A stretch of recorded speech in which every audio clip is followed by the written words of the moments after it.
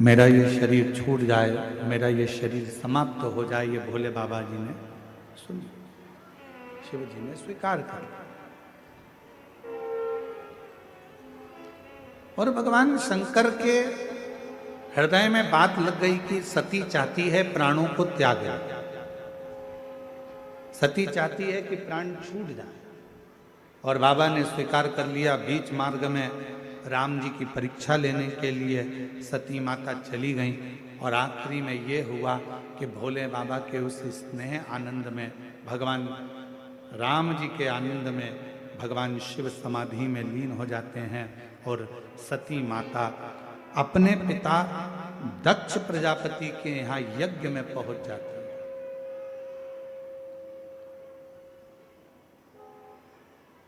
यज्ञ में माता सती पहुंची और यज्ञ में जाकर माता सती ने, शिवजी ने तो मना करा था, बाबा भोलेनाथ जी तो कह रहे थे कि मत जाओ, हमारा शास्त्र, हमारा वेद, हमारी पुराण, हमारे वेद शास्त्र वर्णन करते हैं कि क्यों किसी अन्य जगह पर जाना जहां तुम्हारा सम्मान ही ना हो,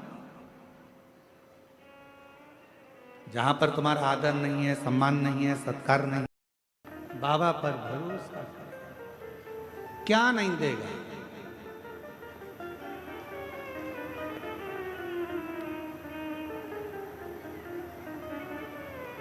कोई जल्दी बनता है, कोई लेट बनता है, शिव को जल चढ़ाने वाला एक दिन सेठ जरूर बनता। एक लूटा जल सारी समस्या का हल। शिव को अपने दिल की, उसकी रज, उसकी मिट्टी, उसका बेलपत्र, उसके तन की भस्म, ये हमारे जीवन को सुख देते, सुख।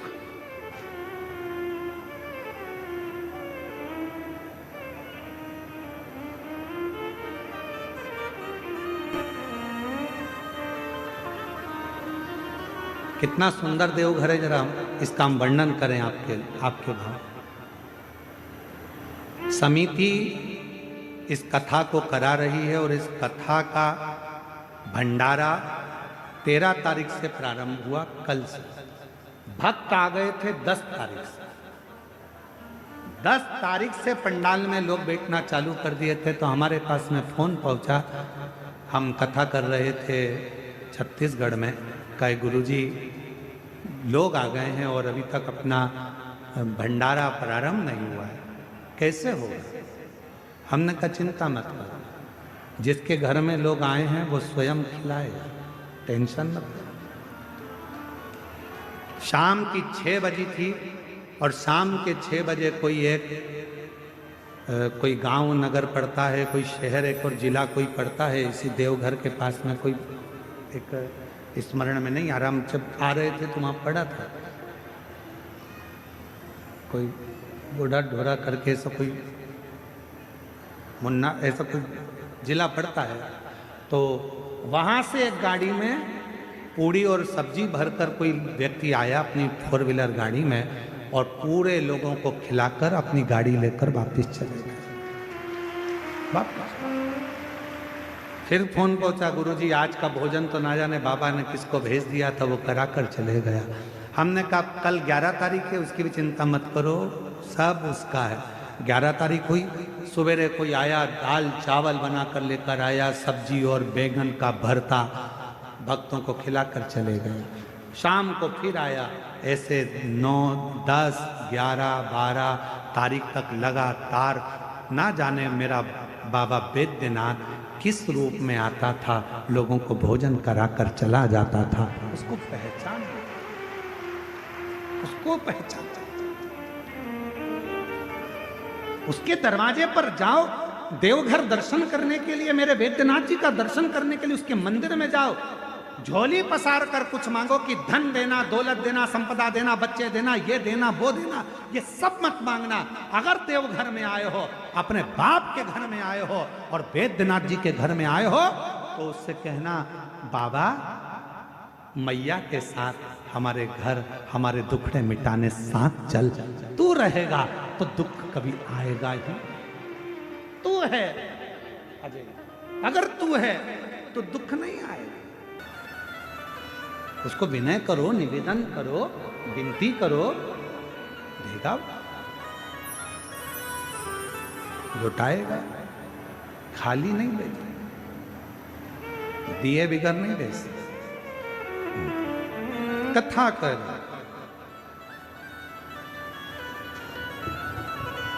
सुधात असुर की कथा कर रही है कि उसने मट्टी को अपने तन पर लगाया और उसका हृदय परावर्तित।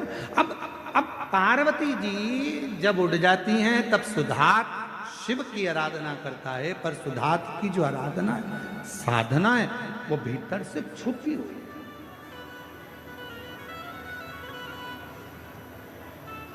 छुपी हुई। कभी माता पार्वती जी ने सुधात असुर को नहीं देखा। आज मेरी जगत जननी जगदम्बा अम्बा जब शंकर भगवान के शिवलिंग की पूजन कर कर उठकर जा रही थी, उसी समय पर एक वृक्ष के डाली में छुपा हुआ उस असुर को देखा तो मां एकदम चीख, एकदम चीख।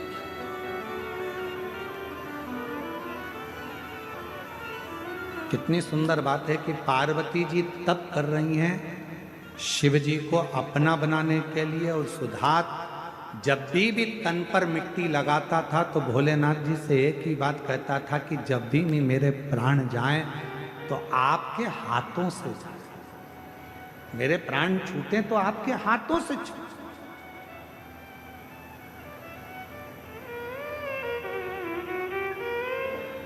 आप कृपा करो, आप दया करो।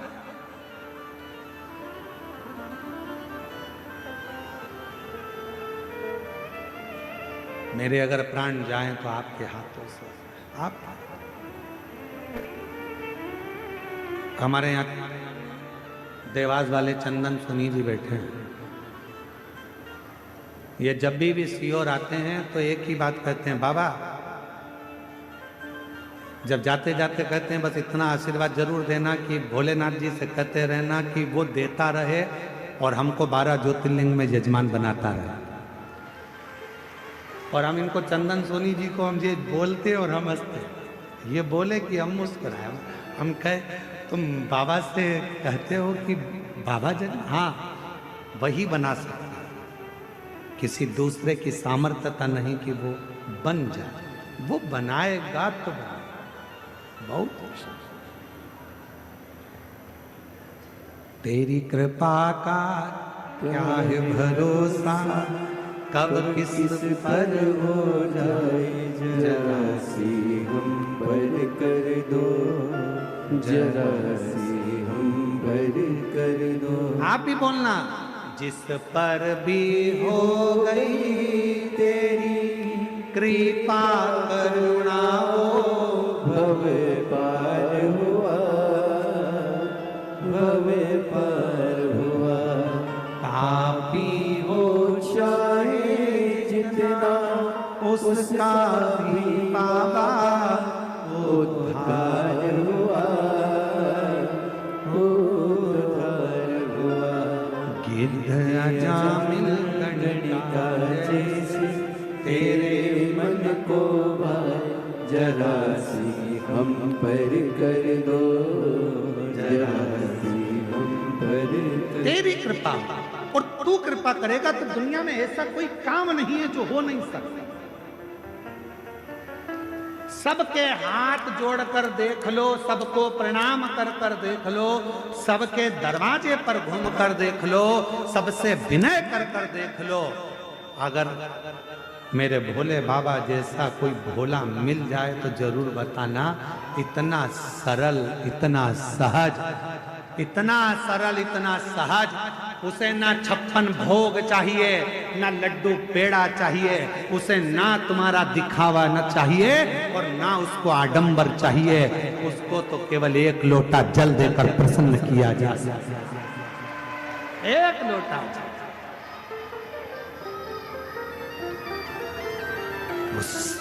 सुख प्रदान।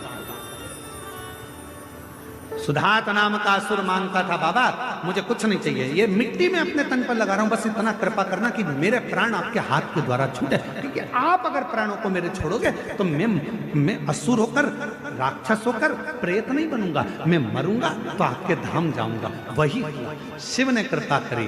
पार्वती जी ने जैसे सुधात असुर को पहली बार देखा, भयंकर रूप था, पार्वती जी घबरा गई। घबरा कर उनके मुख से आवाज निकली, एकदम चीख पड़ी। जैसे चीखी, शिव जी को लगा कि कोई पार्वती पर हमला कर दिया। शंकर जी ने त्रिशूल फेंक दिया, जो त्रिशूल गया वो सुधात असुर के हृदय को लग गया। सुधात असुर के शरीर पर जैसे ही त्रिशूल लगा, सुधात के प्राण छूटने वाले थे। इतनी देर में सुधात ने आवाज लगा दी, हार हार। और जैसे ही सुधात ने आवाज लगाई, महादेव वहां प्रकट हो गए। तुम कौन हो? सुधात कहता है, बाबा मैं असुर हूं, राक्षस हूं, पर मां पूजन करती थी, उनकी पूजन को देखता था, मिट्टी तन पर लगाता था, आपसे केवल इतना ही मांगता था कि आपके द्वारा प्राण छूटे। सुधात तो चिंता मत कर, सुधात तो बिल्कुल चिंता मत कर, मैं अब भी तुझे जीवित कर देता हूं, सुधात मैं तुझे अमर कर देता हूं। सुधात असुर ने हाथ जोड़कर कहा देवाधिदेव महादेव से, बाबा ना मुझे अमर करिए ना मुझे जीवित करिए, आप तो केवल इतनी कृपा कर दो कि इस भूमि पर आपका दर्शन हुआ है, मैं जब मर जाऊं मेरे जैसे असुर के नाम से आप पूज्य जाएं, बस ऐसी कृपा करो। तब शिव जी ने वर दे दिया, हे सुधात असुर, इस भूमि पर मैं स्वयं तेरे नाम से, शुद्ध महादेव के नाम से पूजा जाऊंगा। आज भी जम्मू कश्मीर में बाबा शुद्ध महादेव के नाम से विराजमान। ये संगत का असर, संगत, ये संगत का असर।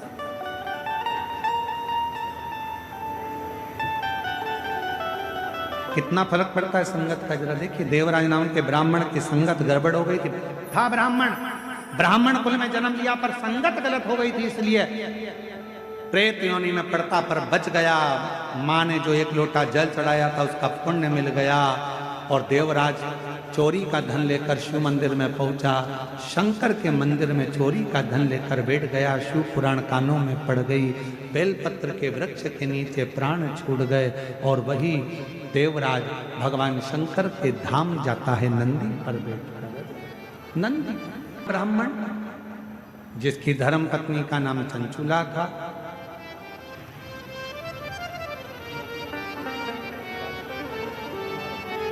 धर्म पत्नी का नाम चंचुला, जल में गिरकर मरा, प्रेत योनि में पड़ा। आपको पहले भी कथा में कहा है, सर्प के डसे से, जल में डूबकर मरे से, और स्त्री के हाथ से मरे से गति नहीं होती, मोक्ष नहीं होता, वो भटकता। उसका केवल एक फल है, वो शिव महापुराण की कथा, शंकर की कथा, केवल।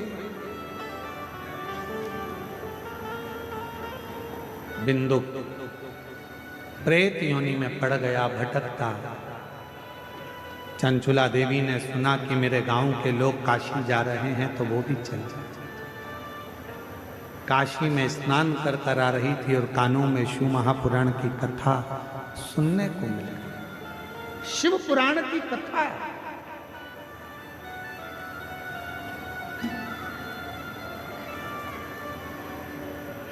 शिव महापुराण कथा के महत्व में लिखा है कि जो शिव महापुराण की कथा को पुरुष स्त्री